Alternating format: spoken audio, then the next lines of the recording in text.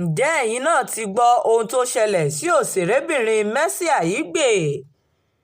Ọjọ́ mánigbàgbé ní ọjọ́ 4 inú oṣù Kejìlá ọdún 2024 yìí jẹ́ nínú ìtàn ìgbésí ayé gbajúmọ̀ ìràwọ̀ òṣèrébìnrin Mercy Aigbe, gẹ́gẹ́ bí ó ti jẹ́ pé ọjọ́ yìí ni iná ọmọ rárá sọ ní ilé oní ẹgbẹ̀lẹ́gbẹ̀ mílíọ̀nù rẹ̀ tó kọ́ sí ìlú Èkó, tí gbogbo nǹkan tó wà nínú ilé náà sì jóná gbúgbúrú. Nínú fọ́nrán fídíò kan tí òṣèré náà fi sórí ìtàkùn ayélujára Instagram rẹ̀ ló ti ṣe àfihàn ìṣẹ̀lẹ̀ ìjàmbá iná ọ̀hún, tí gbogbo ohun èlò inú ilé náà tí ó sì ti jóná deérú.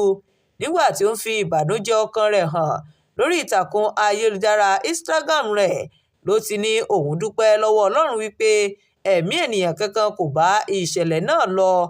Ọ̀pọ̀ àwọn tó jẹ́ olólùfẹ́ rẹ̀, àwọn òṣèré tán jẹ́ akẹgbẹ́ rẹ̀ àtàwọn tí wọ́n tẹ̀lé lórí ìtàkùn ayélujára ni wọ́n ti bẹ̀rẹ̀ sí ní kí òṣèré náà tí wọ́n sì ń bá a kẹ́dùn.